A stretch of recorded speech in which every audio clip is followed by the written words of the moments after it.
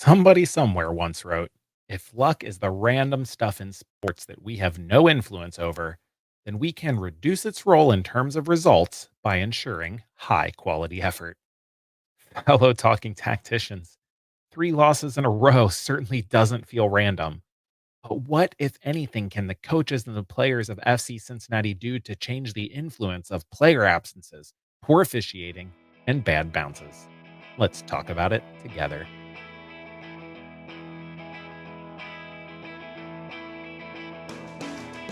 Hey, everybody, welcome into Talking Tactics with Coach Gough.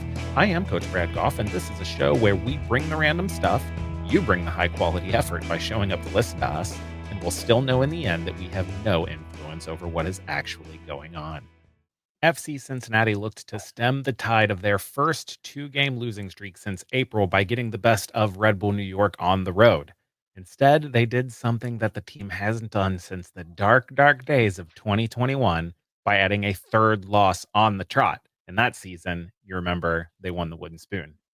Once again, without Lucho Acosta from the start, the Orange and Blue looked bereft of ideas and unable to progress the ball. After giving up an early goal to Lewis Morgan, they never really looked like back in match and were down 3-0 by the hour mark. Corey Baird did net a consolation goal to make the final score 3-1, but FCC still head into the League's Cup break, a break that is coming at the right time with a very sour taste in their mouth. We're going to talk about all these goals, whether FC Cincinnati's struggles are an issue of skill, tactics, and experience, or maybe even luck. And we're going to talk about it, all of it and more with the one and only Justin Hoyte. Justin, mate, how are you doing today? On a personal note, I'm great, coach. As far as a supporter and fan of Cincinnati, I'm not too good. I'm disappointed for the guys. I'm disappointed for the team. What is that? 3 losses now for the team, which is unheard of since we've been on a great run. But I'm optimistic. I think the break's going to come at the right time for the team, for the organization, for the fans. And now we've got I guess as supporters, we've got something else to look forward to now as the League's Cup and with the Olympics. But I'm great, coach. How are you doing? How are you feeling after the last game, the losses, and I guess being back in Cincinnati? How are you feeling? Yeah, I mean, the loss is piling up. It is that frustration that, I talked about not having 3 in a row since 2021. It's that same feeling. It's like the energy to rewatch all of these matches and to take notes and to record. Justin, the last episode I did without you, I just railed and I just went on a rant about set piece defending and I was slamming my fists on the table and all kinds of stuff. We're going to try to keep this a little more positive, but before Yeah, we will. we We got get to this. any positivity, I want to ask you about this 3-game losing streak because when we Hmm. spoke on this podcast after the Inter Miami match, and about the team's confidence, you said that that confidence would just last and probably until maybe even the team got like really punched in the mouth. Well, they are now not just punched in the mouth, but they are on the ropes taking punch after punch. And I want to know, you know, what is the mood like in the locker room on the training pitch when you've lost 3 matches in a row? Do things start to get contentious? Is there an air of frustration palpable, or in the professional environment is it pretty much just eyes on to the next match and forget about the negativity that's happened before? I feel there's always eyes on the next game. From when you lose the game or from when you win the game, you always your focus is right. We need to forget what's happened. Take the positives from a victory, take the positives from the loss, and move on to the next game. But when you've lost 3 games on the trot in the way that you've lost without key players, you start to second guess yourself as I would say as players as a team. But I feel togetherness is the most important part. Everything's nice when everything's going well, but I feel these are the challenging times that you can get through. And once you get through it, you can see the brighter side. But I just feel we're in a tough place at the moment with trying to slot players in at different positions, different places. I mean, unfortunately, I was part of that, MLS team that, got the wooden spoon, and I was in the locker room, and um, it was horrible, coach. I'll be honest. We go out to try and win, and we just everything just wasn't going our way, and we just couldn't get a result. No matter who was going out on the field, just couldn't get a result. You could hear the negative vibes coming from all over, and it is horrible. But you just got to grind through it, and just these dark days, these dark few times in games, you're going to go through it. Teams are going to go through bad stage, and I just thought it's a bad patch of 3 losses, and I would say it is a good time now that there is a break. I wish, when we was in the MLS when I was playing, we had that break, but I feel now it's time to regroup, refocus, put the league aside, focus on a new tournament, see how that goes, and then it's full throttle on to the last stage of the season to try and claw back them points in the supporter shield. But it does take its toll. We are professional players, we are professional people, and it does take a toll.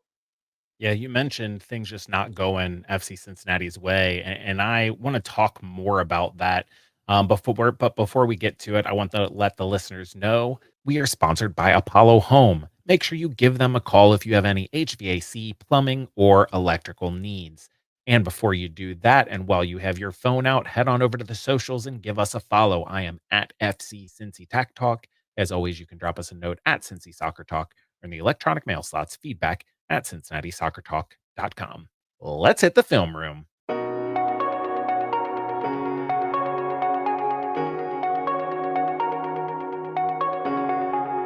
All right, Justin, let's get right to it. We had a listener at Sans Soccer who got in touch and says, that FCC is rolling youth out there, inexperienced players, putting players in new positions. And Sans Soccer wants to know how much of what we're seeing with these negative results is a difference in talent, the other teams being better, or is it this youth and inexperience? And given enough time, could these guys gel into a stronger unit? So I want to use that question to kind of shape this Okay. whole episode in a way. And I Hmm. because I want to first start talking about this New York Red Bull match, and I want to talk about defensively and the mistakes. And I want to ask, are these mistakes of youth or mistakes of skill and tactics, or maybe even something else? So when you play Red Bull New York in particular, they are so good at mucking up the game. They play long balls, they go in 100%. hard challenges, they look to win the second balls. They create 50-50 opportunities all over the pitch using long Hmm. balls, pressing. And because of that, you have to win your duels. Those individual moments, you have to be tuned in because when those 50-50 balls bounce the wrong way, it creates opportunities for Red Bull. Justin, you've played against Red Bull New York. Back in 2021, you played them home and away, lost both of those matches. What is it like to play a team that is putting you constantly in those situations where every second ball that you lose out on, every duel you lose out on might all of a sudden create a scramble that leads to a bad bounce that leads to a goal? Yeah, it's Red Bull. It's the type of team you play. You know them. We've come against them many occasions, and I feel that players that have played against Red Bulls understand that and know what they're all about. I feel that players that have not played Red Bulls on a regular basis, or have not played them consistently, or even played against Red Bulls, it does take a little while to get used to, because it's not your average MLS side. It's not a side that you'll probably face before. They do put a lot of pressure on you. They like the second balls. They like to upset the game, and it's not what you get in a day to day or week to week MLS game. So it is tough. When I first played against Red Bulls, I thought, "Oof, I can't believe I was playing against Red Bulls. I thought I was playing in the championship. It was intense. It was non-stop. There was pressure and high, and to build yourself into the game, I would say it did take me 10, 15 minutes to be like, how am I going to try and, how am I going to settle down, get my game into this? And then once I've settled down, how am I going to help everyone else around me who are maybe not used to this? So I would say, like you say, coach, if players aren't used to it, it is going to take a little while. But it's like, can you weather that storm for the first 15, 20 minutes? Don't concede a goal, because I feel it's now, if you concede a goal early on, it makes things 10 times harder. And, Yeah. that showed in the game. And I feel the games I've lost against Red Bulls, it was the same. Like, we tried to hold out, and, that's a style they play with. Cincinnati have beat them before, but it is a horrible style of play. Yeah, the first really big chance for Red Bull came in just the 6th minute, and it was that sort of thing. It was like Obi actually tackles the ball away from a Red Bull player, but it ping Mm. pongs back and it lands with another one. And then DeAndre comes over on the right touch line and he gets a touch on it, but can't control it. So then it bounces to Carmona, and all of a sudden FCC is in full scramble defense. And you see in this moment, they do it well. And they did it well at times throughout the match. You have Murphy tracking Carmona, who's running to the corner. Keller tracks Elias Manuel making a near post run. The cross comes in, and Kip Keller is able to block Manuel's first shot. But the ball, again, because you're in a scramble, it bounces back to him, and then he scuffs a shot into the ground, and it nearly bounces in at the far post. And then the goal happens just a minute later. You have defender Mm. Sean Nealis who just hits a long ball forward towards Elias Manuel. And you have Murphy go and try to win that first ball by stepping in front of the forward, but Manuel kind of bumps him, shields him off of it, and he doesn't get a touch on it. So then he's just running in free behind. You see Yedlin recovering on the ball side, and you see him pointing to Kip Keller, yelling, I think, stay in the center. But Keller closes on the ball anyway from the opposite side of the field. So then Manuel just squares it past Keller to Lewis Morgan, who finishes easily. You know, Justin, what did you see with that goal? Like, what kind of breakdown? Is this really just like a communication thing, or Murphy being a little overzealous on winning that first ball? Mhm. Was it just so many factors that happened together? Yeah, it's many factors, but I feel if the long ball's a long ball. As a defender, I feel Murphy thought I can win this here. Whereas sometimes it's like, all right, if you look at it, they've got enough numbers around the ball. I feel like Cincinnati are in the right position.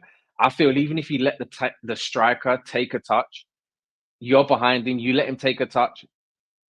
I feel then you've got enough bodies around you to get back in position.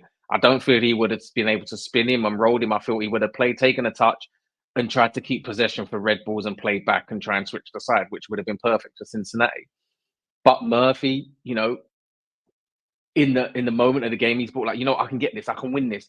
The pressure's on. Let me win this. He stepped in. Obviously, I feel the striker's done well to roll him. And then in the end, I feel like Yedlin is pointing at Kip Keller to stay central for as long as you can. And I feel Kip Keller should have stayed more central. Don't come to the ball and just try and close the angle off centrally. Whereas Yedlin's pointing with his experience, because Yedlin's been in that situation. Let me go to the ball, close it down as much as I can. And then, if I can't get there, then I'll tell you to go to the ball. And you can see Yedlin pointing to Kip Keller to say, take the run, I've got this. And I feel that when you look at it a little bit further on, Murphy could have recovered more centrally, whereas I feel he recovered to the ball. If he recovered more centrally, I don't know if he would have got there, but he could have upset, the central Yeah. area of the goal. Yeah. And I feel that Yedlin, when he was running to the player who's the forward for Red Bulls, I thought that he had to then adjust his run because Kip Keller come over. So then that Right. obviously took him away from the central area, which took him away from the ball side, and then obviously the ball goes in. But yeah, it was a number of errors, I think. And looking back at it, Yeah. I feel that the defense would have done something a lot different. Yeah, when I look at this goal, it's like, overzealous youth, and, like, none of these Yeah, guys of are course it really is. young. Keller, Murphy, but, all of these players are youngish, and they're all playing out of position. You have Murphy playing in the center of a back three, that's Which not he's his not used position. to. You have Kip Keller playing on the left of a back three, that's not his position. You have DeAndre Yedlin, not young at all, but playing as a right center back, not his position. And then you have plays like Murphy trying to step in and get the ball. And you know what, Justin? When Murphy is playing left center back, that is his role. I think that the That's what he coaching does, staff yeah. tells him Hmm. any ball that comes out, you try to win it, because if you Hmm. don't win it, the center back is in there behind you to clean it up. So we want you to keep the pressure on the other team. Yeah, 100%. And Hmm. then same, you have Kip Keller as an outside center back. Oftentimes you're just going to close down that ball. In that scrambled defense, he was just like, see ball, get ball. And I don't know if he didn't hear DeAndre Yedlin or didn't pick up on what he was saying. I don't know, but I don't feel like this was like a huge tactical breakdown. It's like some No. individual errors. I mean, it's Yeah. still a goal, but didn't it seem like in this match in general, over and over again, all of the Red Bull New York chances were coming from those sort of moments, just little 50-50 balls, not like getting broken down on the pass or the dribble, but 50-50 balls that FCC didn't manage to win. Yeah, it did. And, even when we're going to talk about the next goal, it's the same thing. A lot of times Cincinnati weren't winning the first ball and even the second ball. And that was working in Red Bull's favor. That's what they play on. That's what they thrive on. And that works in their favor. And in this game, it's like the Red Bulls tactics works perfectly against Cincinnati. Now, you're looking at Cincinnati as a fan point. Why was that? Is it because we've got inexperienced players in certain positions? Are we not more organized than we were before when we had, say, Mialskor, Haglund, uh, some of the other players out there? Is Orishano in the right place? Have we got the right? Did we have the right team to combat and to play against Red Bulls, we don't know. These are questions, that as fans and as people looking, these are the questions we ask. But still, we've got players who are capable of doing a job. But I just feel in this game, we played into Red Bull's hand, and I just felt Red Bulls were really up for us, and they overpowered us and won all the second balls as well, which is their game. Yeah, and, like, with these moments, these 50-50 balls that a lot of times FCC is, like, getting a touch on, but it's bouncing funny or bouncing off.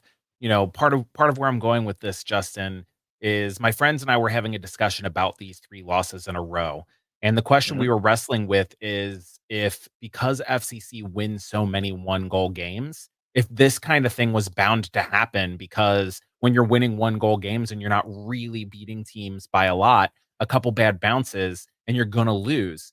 In other words, like, if games are going to be tight, then sometimes you're gonna have the ball bounce the wrong way and have a bit of bad Yeah. luck. And Mhm. so I wanna know, Justin, as a former player, how do you rate luck in terms of results? There's this idea in sports that athletes or coaches kind of oversell how much control they have in certain moments of a match. As a player, is there this awareness when results are more about like unlucky bounces, that the team has that awareness, or does it feel like the team is just not performing and that part of the reason why it seems like bad luck is because the players are not putting themselves in a position to have that success? I don't know. I feel luck plays a big part in sport. I'd say in soccer especially because sometimes you look at certain situations in games, you know, the ball might bounce in the box. It might be a corner, the ball bobbling everywhere, and all of a sudden it bounces to the opposition's feet, and you're just like, what chances is that? What's the luck of that? At the minute, when you're top of the league, I always feel when things are going right, coach, and I'll be honest, I feel the luck is always on your side, and luck it always goes your way. The referee decisions, the ball bounces, always goes your way. Goes your way. I've been on the other scale where I've been bottom of the league and I've been losing many games, and luck is just not on my side, on the team side. And no matter what happens, you never get the decisions. The ball always bounces for the opposition. You're in the right positions, but the ball doesn't bounce to you. The ball always goes to the opposition, and it's a goal. And I think to myself, but everyone's saying, well, how is that luck? But you've been in that position. You've been bottom of the league, you've been top of the league. And I just feel the luck always is all in your favor when things are going right. When things don't go your right, luck is never on your side. So I feel luck is a big part of it. I feel a lot of the times the team are in the right positions.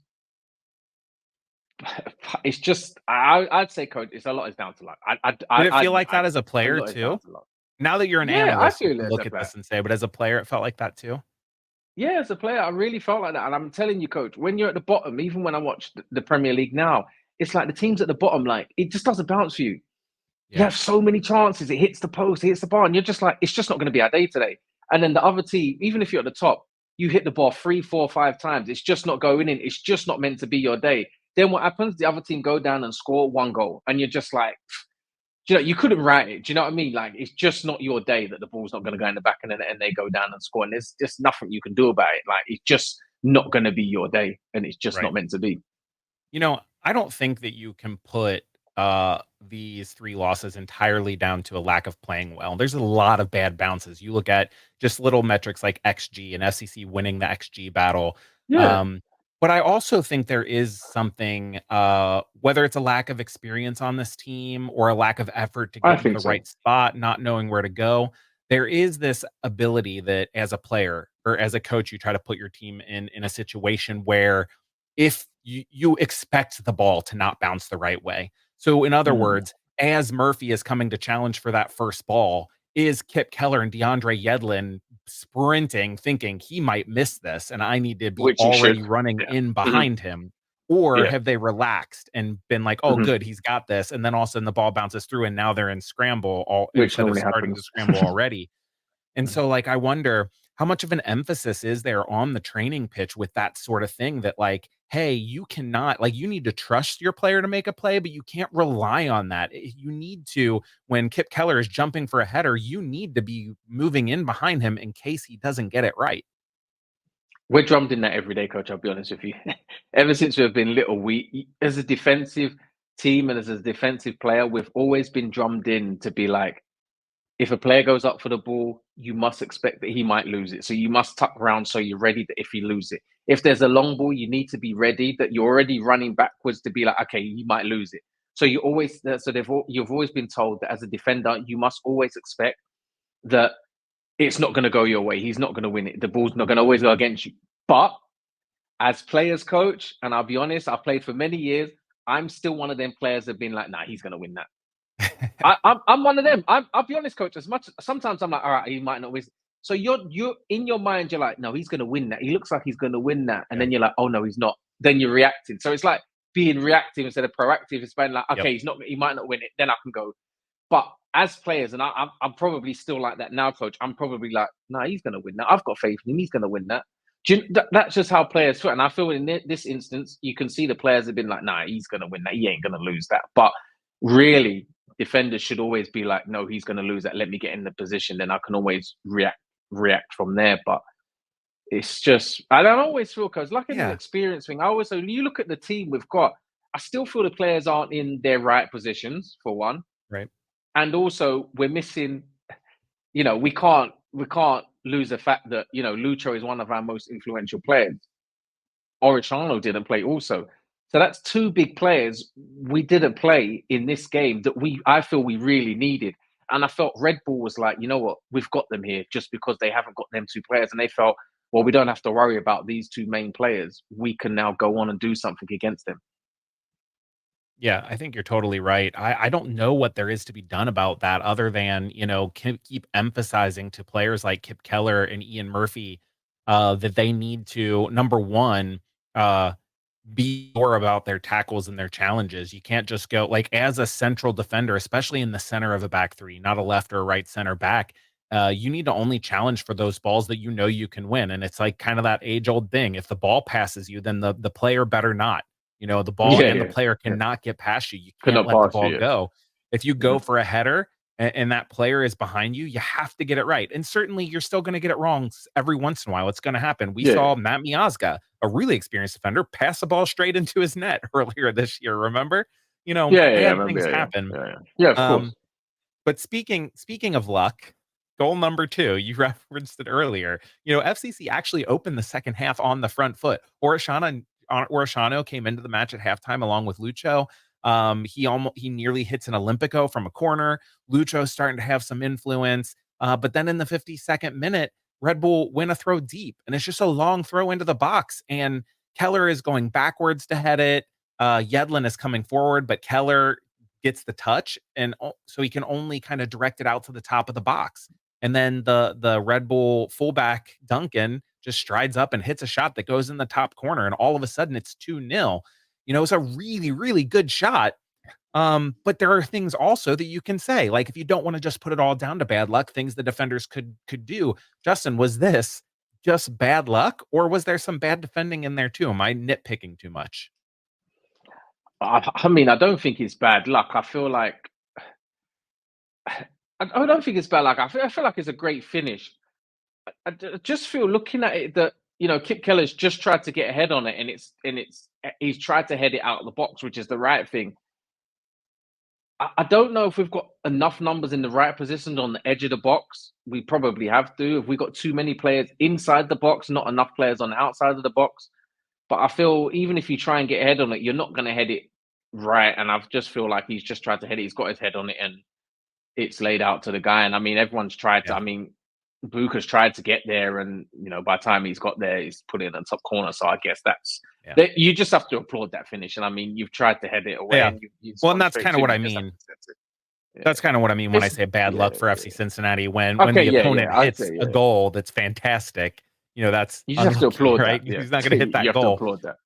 Yeah, you could put him out there with no defenders at all and probably give him 10 balls to try to hit that upper corner again. Put a hula hoop up there, attach it to the goal and say, put it through that hula hoop. And he probably only hits 2 of 10 or something without the defense. I will say a couple things. Number one, Buka, you referenced him putting pressure. He runs past Sergio Santos to put pressure on the ball. Like if Santos has some urgency there, I think Santos is putting pressure on Duncan. But again, it's like not expecting Murphy to miss that tackle. Santos is not expecting Duncan to hit a worldie of a goal. No, I wouldn't even either.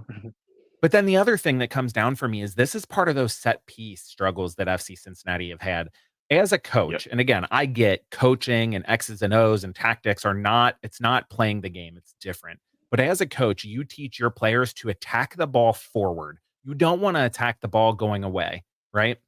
So, Hmm. Kip Keller is falling backwards to head that ball. DeAndre Yedlin is in position. If he screams that it's his ball, he can attack that ball forward and he can put it Yeah. out of the box, high and Hmm. wide, as opposed to, Yeah. right to Duncan. Instead, it's like when you're in those moments and you've given so many goals up on set pieces, you're just trying to get any touch on it you Yeah. can. Yeah.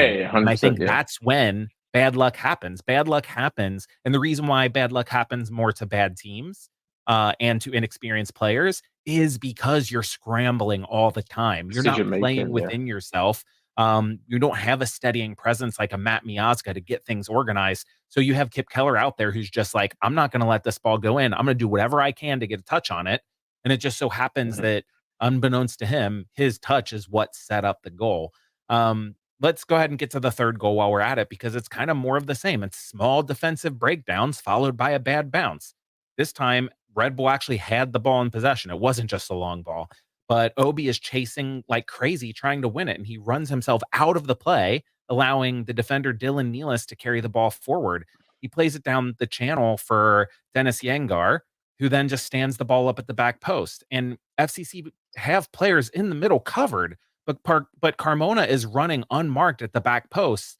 So he just kind of jumps towards the ball. He doesn't really head it. It kind of just deflects off his body past Yedlin. And that's why I say it was an unlucky bounce because Yedlin was marking Lewis Morgan. He moved Hmm. to try to win the ball. So then when Carmona just kind of bundles it forward, it goes to Morgan, who Yedlin was just on. And then Morgan stabs it home. Hmm. Justin, other than Orishano just not apparently wanting to be a defender there and tracking Yeah. Carmona, Yeah. Yeah. Yeah. was Yeah. was there really anything else that FCC could have done a lot better, other than just limiting Dylan Nealis from being able to play that ball to begin with? Yeah. You limit him to play the ball to begin with. Do we look at Yedelin's positional play on the back post? Sometimes you are, well, I'd say you are told as a defender that no matter who you play against, you'd never see the number on your jersey. So could he have been more, I'd say, with his shoulders open to be able to shuffle backwards? So he's just not jumping straight up in the air. So he's kind of jumping into the player to upset the player, not jumping up in the air, which you can see his body shape, and his body shape is, if you miss that, it's definitely going to go to the player. Whereas I feel if you jump into the player, uh, I don't feel the ball fall into Morgan. But I just feel that, yes, obviously Orishano should be tracking him because that's his man. And I feel if he does track him, I would say that goal doesn't happen. Yeah. And so this is what I'm getting at. I'm so glad that you said that about DeAndre at the back post because it's a little thing, right? But this is what I'm getting at. If I want to put a positive spin on these three goals that FC Cincinnati gave up, I would say goal number one, it's an aggressive young center back in Ian Murphy that you want to be aggressive, being a little too aggressive, and then an inexperienced center back in Kip Keller, who's probably your fourth, maybe even your fifth center back on the depth Mm-hmm. chart, probably your fifth center 100%. back on the depth chart coming into the season, Mm-hmm. if you count Hagland as healthy, who's being overly aggressive, trying to go close down the ball. It's not passivity. It's not like, oh, I'll let somebody else deal with it and then they score. It's like, oh, I'm going to try to win it and they score, right? Your second Mm-hmm. goal is a worldie of a strike brought on again by center backs, central defenders being like overly aggressive, trying to make sure they try to clear the ball. And then the third Mm-hmm. one is an outside center back who is really a wing back who has never been known as a good back post defender, even as a fullback No. for Miami. One of the criticisms of DeAndre Yedlin was that player coming in at the back post and DeAndre not getting those challenges right. So you have these situations where players playing out of position and things. Number one, this would all get better, even if there were no more additions, even if everybody stayed hurt and gone, because those players playing in that position more would get better at it because they're good Yeah. players. And 100%. then Yeah. number two, I think that we will have players. We will have Miles Robinson come back, and just that player coming back to the middle, pushing Kip Keller over to the right, and pushing DeAndre Makes a lot of Yedlin difference. to Yeah. wing back, and pushing Murphy to the left. That makes every one of those players Yeah. a lot better because they're playing in a natural position. Um, 100%. Justin, we need to take a break, and then we're going to come back and ask the same questions we're asking now, but this time about the offense. Beyond Exercise is a local physical therapy and fitness company that helps anyone get and stay active. They've helped your FC Cincinnati players out like Nick Hagland, Brandon Vasquez, and of course the one and only Justin Hoyte with their physical therapy and strength training needs. They are still offering their ACL injury prevention screen, which was piloted by Nick and Brandon. You can learn more at gobeyondexercise.com. I also wanted to let you know this episode is unofficially brought to you by the Y'all or Nothing out of 50 West. This IPA is nice and citrusy. It's got some sweetness, little clementine, some navel orange, but a decent amount of pith and a bit of dank bitterness. I gave it a 4 out of 5. If you want to talk to me about beer or soccer, you can get in touch with me on the socials at FCC Talk. If you have a question or comment, you can always get at me there. Send me a note to feedback at CincinnatiSoccerTalk.com. All right, Justin, now it's time to talk about the offense, the offense has struggled. And I want to talk about, is it a lack of like clicking offensively because, youth and experience, or skill and tactics? And we need to start with the first half of this match because tale of two halves in terms of personnel. And I will say this, when I saw the lineup, I was like, man, the best passing defender on the pitch, Ian Murphy, is playing in the center where you don't really want him trying to break lines. You have Kip Keller, who's a right-footed player, playing on the left. He's not even the greatest passer to begin with, but now he's playing where he's going to be playing on his weaker foot more often. Yeah. And then you have DeAndre Yedlin on the right, who is not known as a great passer either. The midfield, you have Obi Wobodo, who's not a ball progressor, starting. When you saw that lineup, did you automatically think, man, this team is going to have a hard time progressing the ball? Did you think like, oh, this is a total lineup setup with Kevin Kelsy out there to play long balls the whole time? What were your thoughts on the lineup? I would say, looking at the lineup and the team you're playing against, I would say it wouldn't be a team that I would say a team you're playing against Red Bull to play out from the back. Just because the way the Red Bull play, the personnel in their positions, the personnel that's on the field, I don't feel it would. For me, it was like, right, I don't feel they should play out from the back. No disrespect to any players, just the way I know Red Bull's press and how they play. Players playing out of position, not on their strongest side. Not having our technical players in certain areas. I did feel like we should have gone or play a lot longer just to play against Red Bull, just because of the personnel we had. I feel playing against Red Bull, you need, if you want to play out from the back, you need your ball playing players.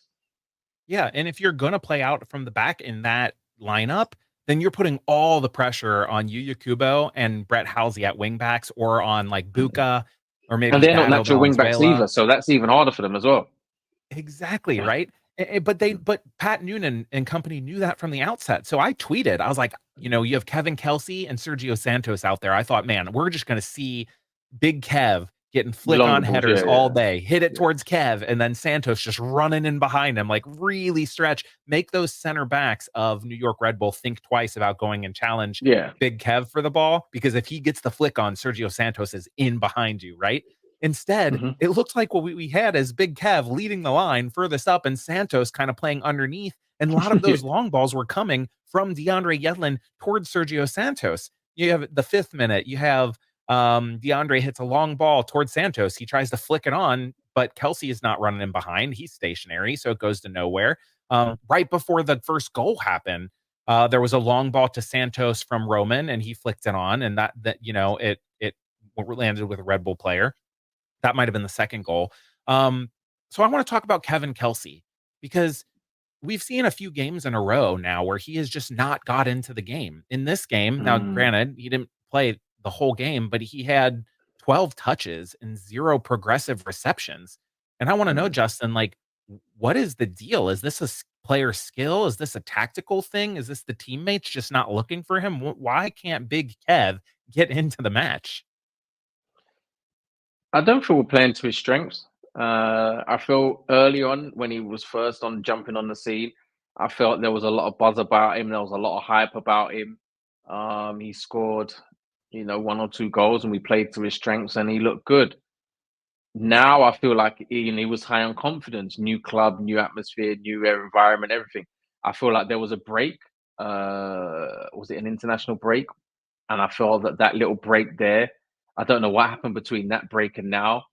It seems like the tables are turned and he feel like he's lost a little bit of confidence? Maybe he's gone in himself a little bit. Does he feel a bit alone, like he's by himself, like there's not people around him that can, be around him to be like, come on, you're the type of player, you can do this, you can do that, show him a bit of encouragement, cheer him up, get him going again like how he was playing. But I just feel like, watching the games and watching him closely, I feel like he's letting the game just drift by him. He pops up every now and then, but I feel like, coach, I really feel like he's just letting the game drift by him. And then they're taking him out. And then I feel like once they've taken him out, maybe it's at half time or after 60 minutes, I feel like his head's going down and he's going within himself. Whereas he's not like, right, this is how I got here. This is why I'm here. I want to be here more often. I feel like he's like, right, let me go into my shell. If it doesn't go well, then I can go back. And I feel like we need to get more out of him, play to more to his strength. And even when he's played with Lucho, sometimes you're kind of like, is he fitting in at the moment? Because the game's going by him. Right. But I still feel like in this game, I felt like we should have played more to his strength because we didn't have a Lucho, because Orishano wasn't there. And I still felt that not having that and not playing to his strength, the game just drifts by him. I think I agree. I agree completely. And here's what the twist I will put on what you said is this. We know from things Pat Noonan has said, things the players have said, that Pat Noonan likes to let the players go out and just kind of play offensively. He Yeah, doesn't of put a course. ton of like ideas. And when you have a Pressure. player like Lucho, that's really great. But Yeah, for him, yeah. when Yeah. Lucho is not in the match, you cannot play the same way. And I I feel don't think so. like if the coaching staff would just say, hey, here's kind of how we want to play. And option B or option C, whatever it is hit it into Big Kev. Listen, he's a target for a reason. You try to hit it, you hit a target, you know? I think if Noonan would say, okay, here's how we're going to play. We're going to try to build out of the black back. We're going to try to, bring Kubo or we're going to try to bring Buka and Obi into the match, let them play wide from there and go forward. But if that doesn't work for any reason, your first outlet look is to Big Kev. Every ball that goes into Big Kev, Sergio, I want you running in behind. And then Dado, Buka, I want you trying to get up underneath him so he can knock it down for you.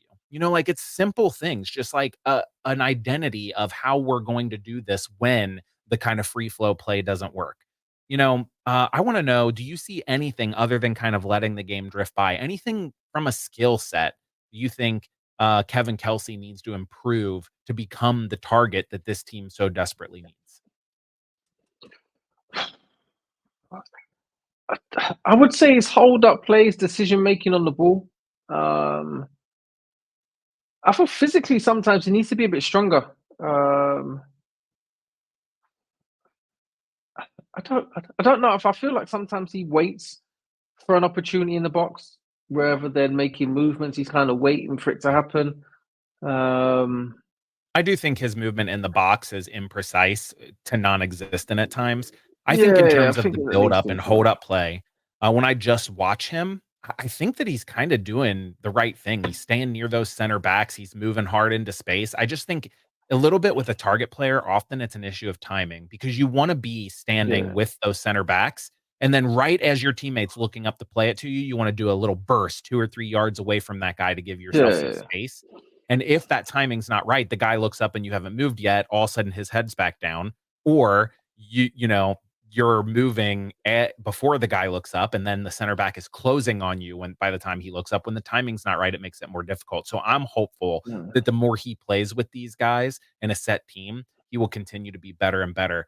Um, yeah. I mentioned that not having Lucho Acosta in trying to play the same, you know, what you saw is you saw other guys, Yuya Kubo, Buka, Bret Halsey. Saw them trying to fill in this void, but trying to play kind of the same way. There was no, in the ninth minute, Kubo combines up the right with Santos and then tries to force the ball into Kevin Kelsy and turns it over. In the 10th minute, there's a ball at midfield where Kip Keller plays it to Buka, and Buka tries to open up and play it one touch to Halsey and plays it straight out of bounds. In the 15th minute, they're building out on the left, and Halsey switches it to Dado in the right half space, and it looks like play is going to open up. But he tries to hit a ball directly then into Kubo on the right, and he just hits it right at the defender. And I think without a focal point, without Lucho as the primary ball progressor, there was Yeah, not a you. single player on the pitch that FCC could play through. And I think that No. this you're not going to have Lucho Acosta every match. I think this is a coaching issue. I think that when you don't have a focal point, you have to try to play differently. And I don't understand why, when you don't have any clear opportunities through combination play or slick passing, why you don't have a plan B, play it long into the channel. This is the way we're going to attack. And I think that I don't know if it's just like you can't plan for Lucho to be gone and spend too much time No, you doing that can't. if you hope he's there the whole time. Mm. Justin, is there anybody else on the pitch other than Lucho that you could think? And Orishano wasn't out there either, but do you That's think what I like mean. this Yeah. guy could be the focal point of your offense? Do you think it's a matter of Yuya Kubo being in the middle somewhere? Because we've seen when he plays out there as a forward, he gets a lot of touches. Can you play through that through a guy like Kubo as a primary focal point, or is he much more of a Robin to Lucho's Batman, and he's never going to be the main guy? I'll be honest, coach. You can put Kubo up there, but at the same time, who's going to provide the surface, the service for him? A lot of Kubo's goals are from Lucho Orishano.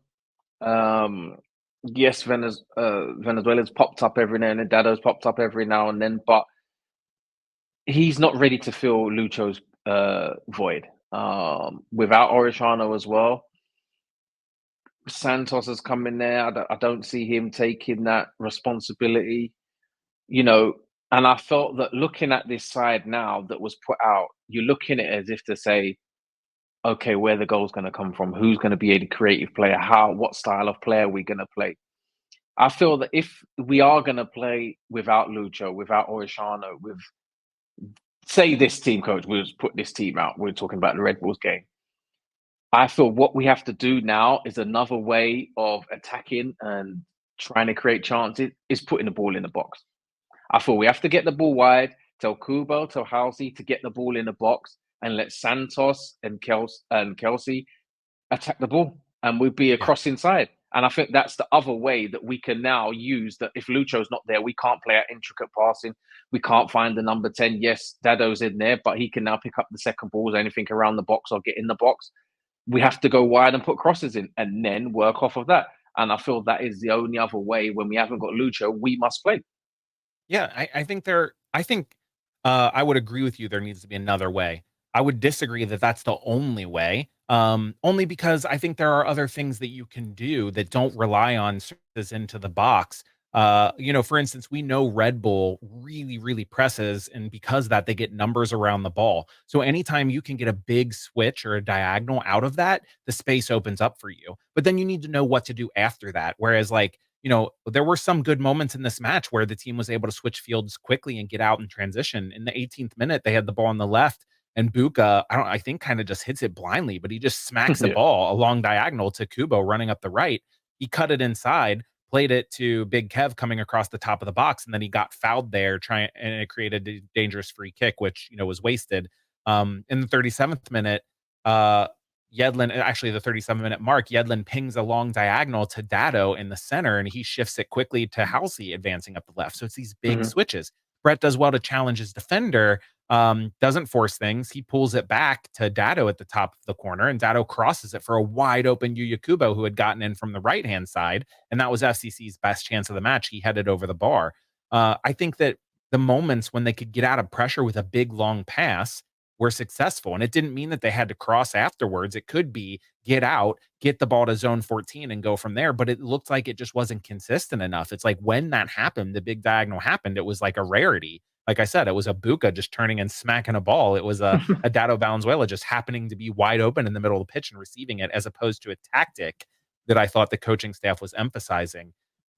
Speaking of that, the chance that I just talked about with Dado and Halsey, I thought both of these players played pretty well, but they Uh-huh. got hooked at halftime, I think mostly because of a tactical change.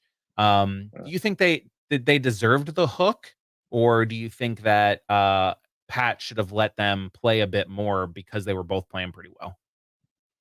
I mean, I don't think any player deserves a hook unless you're playing terrible. And I just felt that they was doing well in the game personally, but I just feel they just got taken off due to tactical reasons. I don't think it was anything on their performance. I just felt like the coach Noonan thought like he had to change something very sharp at halftime, and he made Yeah. that decision. I don't think it's a reflection on how they played, but I just feel that the coach has made the decision. I need to change something before. I would say he changed something before he thought this could get worse, and then it could have got better. So I feel he thought I needed to make something change quickly. When you're a young, I agree with you, Justin. But I'm wondering from your perspective, when you're a young player, It's youngish horrible. player, Bret Halsey, Dado Valenzuela, when you're playing well and the coach needs to change something tactically, so you know it's not your fault, but instead of pulling off a player that's not playing as well, Buka was not having a good game. It's an easy Noonan could have option. pulled off Buka, put on Orishano, and then moved Kubo into Buka's spot, something like that. But when you see other guys not playing well, but the coach trusts them more, even though they're not playing well and pulls you off, is that something you can deal with as a young player? Like, I know it's horrible, but can you be like, well, this happens. I'm not a veteran yet. Or does that hurt your confidence? No, I don't think it hurts your confidence. I think if you look at it and you speak to a lot of professional players and a lot of players that have finished now, being in it, you're like, as you get older and you actually see how things pan out, you're like, okay, it's the easiest option.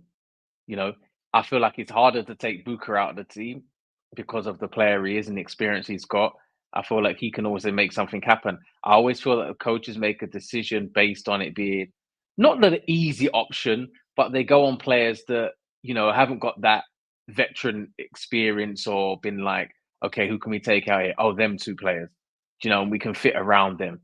And me Right. being in seeing that and playing in it, I understand it. Like it's been like, oh, he's a young player, he's easy to take off, easy option. We can filter him out, and someone else can play. Where it's harder to take someone who's been there and done it for so long because you never know that player who's been there and done it for so long could change something. You make a tactical change, and then like right now they've changed all of a sudden. They can adapt to it. Whereas I feel Yeah. if you take out an experienced player and then leave the inexperienced player in and it's just how it is that in soccer they normally always take out, I would say, the less experienced player, and Yeah. it's Always a just little how it bit. is, coach. It's A always little. how it is, coach. I don't know why, but it's just how it is in soccer, coach. I don't know why, but Yeah, there's like a principle where that coaches adhere to where it's like if they make the obvious decision, then they get who's criticized coming up. less, even if Yeah, it's yeah, not yeah, the right yeah. Of course, decision. yeah, It's yeah, yeah, like yeah, if yeah. he would have pulled off Buka or Obi and Oh, Red you Bull would have heard about that. score 2 more goals like Yeah, they yeah, did, it'd be the coach's fault.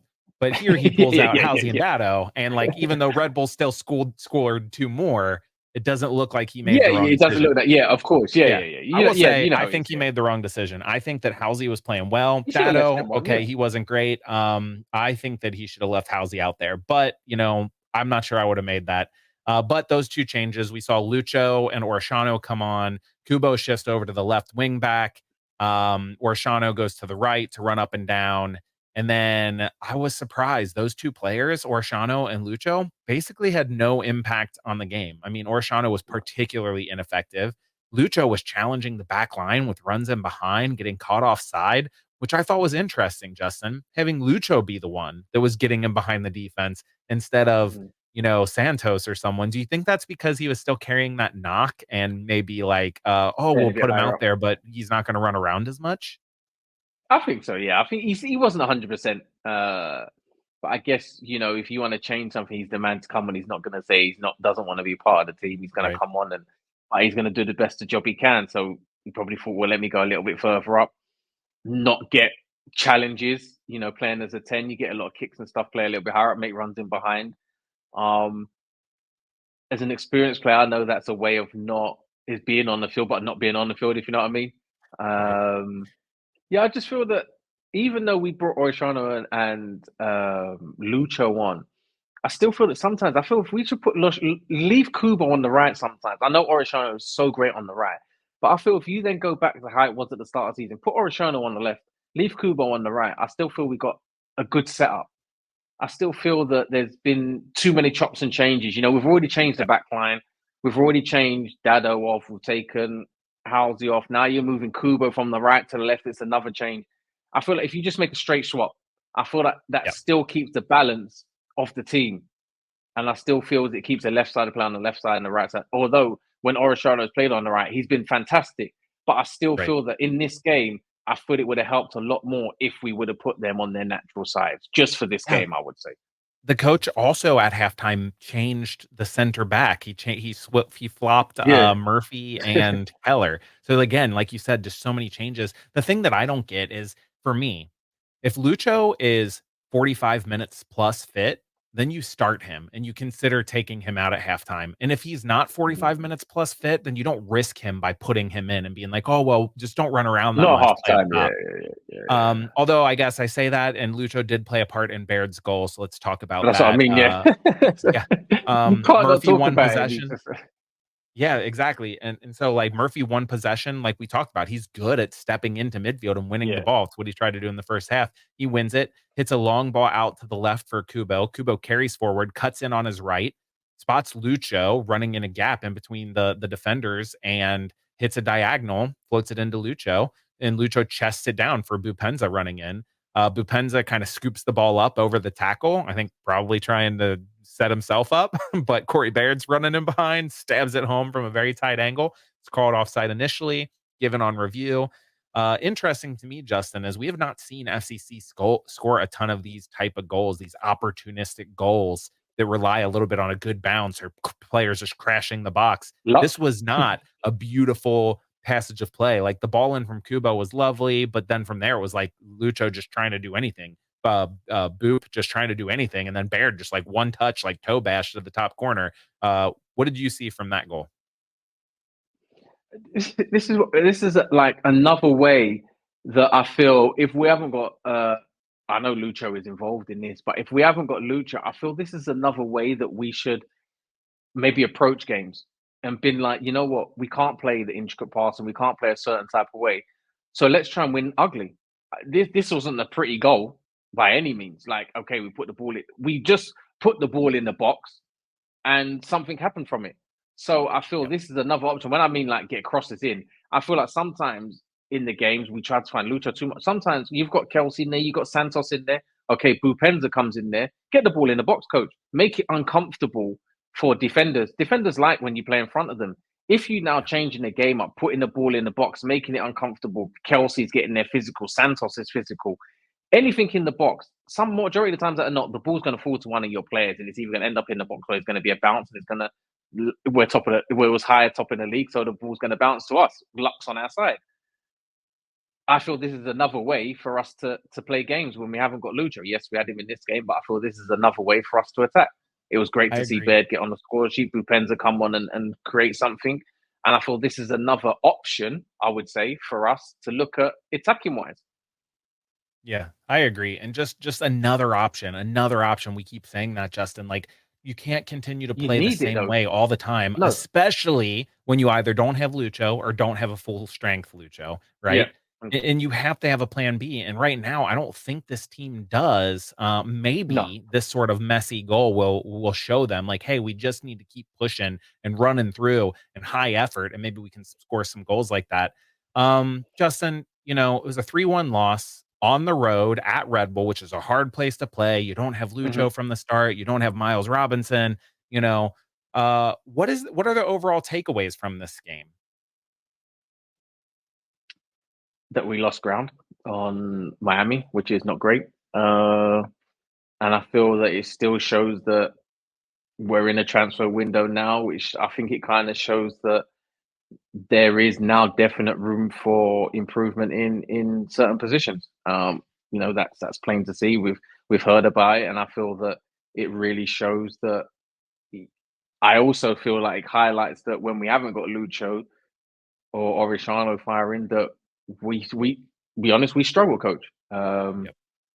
And I feel that's the case. I don't know what your take on it is, and looking at not just this game, the three games we've played in. Yeah, the 3 games. Lucho hasn't played in. Was it two of the games? Yep, 2 of them.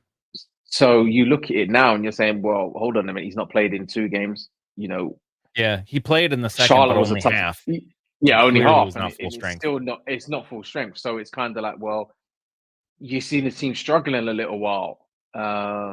You can see there's centre back issues. Everyone's, we're filling a void at the minute until we bring in a centre back. How long that's going to be, we don't know. So as you coach, we're probably thinking the same thing. How are we going to get through? Okay, it's Leagues Cup, but it's still a trophy. It's still something we want to win, something we want to do well in. But moving forward, if we get in a centre back straight away, what type of centre back are we going to bring? One centre back. What would you say we need? I mean, we need a centre back clearly, but is there any other positions you would say we need? Yeah, we got a question about whether Oh, okay. we would target a I'm ahead of time. center back. No, this is good. Whether we would target a center back in the window for when, because Miazga's out and for when Robinson's not around. Um, you know, I don't think that that's a necessity because I think Kip Keller or Ian Murphy could develop. Like they both are talented players. I think Ian Murphy is better than Kip Keller just in terms of overall tools. Yeah, I think so. I think those two could develop into that. I think if you do bring in a veteran that can play in the center, you're stronger because then Miles Robinson can go out and play on the right like he was at the beginning of the season, Mhm. Ian Murphy on the left. So I think that's a Yeah, possibility. Um, I think other than that, anywhere you can strengthen will be good. There definitely needs to be depth in the midfield, like who can progress the ball when Lucho's not out there? Can you get yeah, a 6 or an 8 that can be in a rotation with Buka and Obi, um, that can play more, like how Sergio Busquets does for Miami. We're not getting Sergio yeah, yeah, Busquets or a player of that yeah. ilk, But yeah, no, I mean, but I mean, yeah, of a guy course, who yeah, maybe is not yeah. going to play day in and day out as a 6 for you, but in a match when Lucho's not out there, can you play a little bit differently instead of having this Hmm. Buka Obi partnership that is like every time that's how we play, you know? Hmm. I think that would be a place I would target. But the biggest thing I would use this League's Cup break for, uh, is to develop a plan B. I would say, Lucho, we're not going to play you 90 minutes every game in the Yeah, League's yeah, Cup. yeah, And then yeah. I team, feel so. here's what we're going to try to do when Lucho's not out there. Here's how we're not going to try to play the exact same, only, Dado, you come in and do your best Lucho impression, or Kubo come in and do your best Lucho impression. We're going to play differently, and here's how. And that's what I would develop. Um, Justin, overall takeaways from this losing streak, I think it is that this team has talent, but when you make that talent do things they're not used to, they look less talented. And so I think that's the other thing is this coaching staff needs to look at when we have players out, how can we keep things as stable as possible? When we have Obi out, instead of taking our guy who's been playing really well up top in Kubo and pulling him back into Obi's position, can we leave Kubo where he's comfortable and Yeah, find somebody else to play in Obi's position? And I think bringing in some of the FCC2 players, especially at the center back until there is a new signing, I think that's the way I would go. I would say, can I leave Ian Murphy on the left and Kip Keller on the right? And when I bring in whoever's been playing in the center of defense for FCC2 to play in that spot and let DeAndre Yedlin be a wingback and let Alvis Powell be a wingback and not try to yeah, change yeah. everyone's position and make everyone 5% worse because that's not working. Justin, let's hit another promo and then we'll get to the mailbag. It's that time in the show when I take a minute to thank all of you for listening today. Whether you're downloading, listening online, or watching on YouTube, thanks for doing it. And thanks in advance for spreading the word. You can head on over to CincinnatiSoccerTalk.com/Coach Apple Podcast to rate and review the show. We haven't had a new rating or review since May. And I don't know if you know this, but it is July. Please don't let the calendar tick over to August without getting us a new rating and review over there. You can also become a supporter of Cincinnati Soccer Talk over at CincinnatiSoccerTalk.com/support. But above all, make sure you tell a friend about us. Let's keep this show growing. In terms of talking tactics, you set the agenda for the show. So if you have questions for us about tactics or coaching, or if you want to get Justin's perspective as a former professional on something, you can always get at us on the socials or drop us a note in the mailbag. Speaking of the mailbag, you've got mail. All right, Justin, Tom Backey, Larry Howard, they both asked questions about the number of giveaways in midfield and want to know if FCC is worse at keeping the ball or possessing through the midfield than other teams. I will say, their passing percentage overall is 13th in MLS, so it's not bad. It's better than mid-table. They're 12th with progressive passes for 90.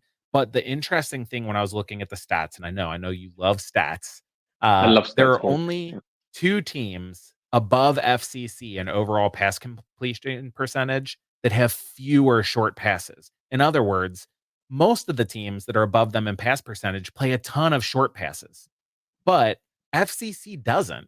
And I want to know if that checks out for you. Do you think, like Tom and Larry, that these numbers are bolstered by a back line that maybe completes a bunch of passes. But yeah, the midfield struggles to keep the ball. Or do you think that this team actually is good at it? And this is just our fan percentage of when we see them passing at 81.6%, that roughly 18.4% of passes they don't complete. We think like, they're turning it over every touch. No, do you know why I don't look at stats, coach? And I'm not a statistician. Or I look at the stats. Okay, we look at possession and we look at build-up play, and I look at it and think, if a team was to keep the ball in their half and keep possession, and don't go nowhere, but their stats are good and they win the game 1-0, everyone's like, okay, well, they kept the ball, the stats are good, blah, blah, blah. Or they're a progressive team that play through midfield, keep the ball, play in their opponent's half, attacking wise. I'd say, look, Columbus play attacking wise further forward. We don't. In that sense, as numbers, when we play against teams, I think sometimes we outpossess teams, but we don't win games. Now, is that because we're keeping possession and not creating chances, or are the teams having less possession, but creating more chances and scoring the chances that they're getting? So I don't look at stats only because of them reasons, because I'm like, we could have 80% of the ball, but majority of the time the ball's on the back line. Right. I like to look at stats to see to either back up a Progressive notion passes. that I already have, or to tell me what to look for. So what I thought was interesting here is when I filtered by short passing percentage, FCC dropped to 20th in the league. So what Okay, that yeah. tells me is that FC Cincinnati actually possesses the ball pretty well, keeps it pretty well when they are moving the ball through the lines and when there's like a clear target. But when they start to try to play tiki taka, to try to like that play I mentioned where the ball went into Buka, and instead of taking a touch, he tries to one touch it out to Halsey because he's under pressure and he puts it straight out of bounds. I think those are the times when this team struggles. And I think Yeah. Obi, that's not his skill set. He's actually really No. good at kind of twisting and turning and jinking and janking and with the ball. He's not so good with one touch passes. I think No. Buka is better with one touch passes, but he's new to this country, new to this league, new to this team, and he still has a lack of awareness about him. There are times when he doesn't feel pressure coming and somebody steps in and takes the ball, or he feels pressure when it's not there and does something where he tries to one touch it when he needs to play two. So I think that's what this midfield's struggling with is those short passes, Yeah. and not just they can't pass, not they're not good at it, but I think it's an issue of the It's just players not their they have game. and the chemistry they have. Yeah. Let's finish on this. I wanted to give you a chance to talk a bit about Bret Halsey, because I mentioned I thought he played pretty well in this game. Rupesh Sharma got in touch and said, that he didn't watch the game, but he says his favorite player got his first start, Bret Halsey, and he wants to know how Halsey looked. So Justin, I wanna give you the chance to talk about Bret Halsey, what you see about him as a fellow outside back, fullback, wing back, and what do you think his tools are that he's good at improving on it, and what is his overall look at the season so far? I'll be honest, coach. I don't know if he's better on the right or if he's better on the left. I think that's my first look at it. I feel that I would be confident as a manager, being like, if anyone is out on either wing, I can put him in. I feel that he needs to play more games to gain consistency, to gain experience. Okay, you look at his stats; he's played a lot of games in the MLS. I would say a lot of games, but how many games has he played consistently? How many games has he played back to back? And I feel you can't give him a true grading or a true game by game performance just because he doesn't play regularly. And not playing regularly in MLS, it doesn't help anyone. I'll be honest, coach. I felt Halsey's got the tools to be a good outside back, good wing back. I feel he's good attacking wise. He's got the ability to attack. He likes to join in the attack. Defensively, I think he's okay. He's still got a lot of room to improve, but I'm happy with his defensive ability. I feel his positioning is okay. I just feel that he needs now, at the stage that he's in, regular football and or soccer to gain a consistency, to gain his experience, to upgrade his knowledge, and to become a better player. And you only become a better player by playing regularly, coach, and playing every now and then, or playing 20 minutes, half an hour. he's not going to get no. We be honest. I'll be honest as a player. He will get better, but it's going to take him longer to get better because he's only playing 20 minutes. He's only playing half an hour. He played 45 minutes. You don't get better by playing them little minutes. You need 90 minutes, 90 minutes, 90 minutes, 5-6 games you need on a trot. Then you're like, right, I'm established player. At the minute, I still feel he's a player that's just slotting in, and it's okay. He's a in-between player, but I still feel that he has the tools to be a good player. I just don't know whether he's better on the right or the left, which I guess is a good problem to have because you can play on both sides. Yeah. But for him, his age, he wants to cement himself in a team and be like, no, this is who I am. I'm an MLS player. I'm here at Cincinnati. I can take this spot. He needs to play regular, coach. And it's hard because obviously they're going to look at more experienced players. They're going to play Assad there ahead of him. They're going to play Kubo ahead of him. They're going to probably play Yedlin, Powell ahead. Well, I don't think they're going to play Powell ahead of him, but they've got other players that they're going to put ahead of him. But I feel when he's played, coach, I feel like he's done okay. I can't fault him for what he's done when he's come in. I just feel he needs to gain regular soccer to gain a consistency to show us what he's really capable of doing. Yeah, I hear that. To that end, I thought he actually played really well starting, the match and playing. Whereas when he's come in at the end of the match, I thought he struggled a bit more to get it's hard. Pace. So I think you're right about that. But Justin, we continue to get you regular playing time, giving you over an hour every single time we get out here. So we're getting you fit after my injury. Justin, thanks for doing it, my friend. Anytime, coach. I'm always a pleasure. Always enjoyed to be back. And sorry I missed last week, but I'm fully back now. I'm recovered now. My Achilles is healing good. Walking around now, so I'm back, coach. I'm back. And that is it for this episode of Talking Tactics with Coach Gough. If you want to do us a huge favor, make sure you subscribe to the podcast and the show. Head on over to CincinnatiSoccerTalk.com/Coach Apple Podcasts. Rate and review the show. Tell a friend. Other than that, thanks to all of you for listening. Thanks to my co-host Justin Hoyte, and thanks as always to Charles for making the show audible. We're probably going to take next week off as we head into this cup break, and then I don't know exactly what the schedule will be like for these upcoming games. We're on odd days, and it might be tough to record. You'll just have to stay tuned to the socials. But other than that, until then, I just want to let you know that I had fun today. This is Coach Brad Gough reminding you that soccer is a privilege, whether watching, coaching, or playing.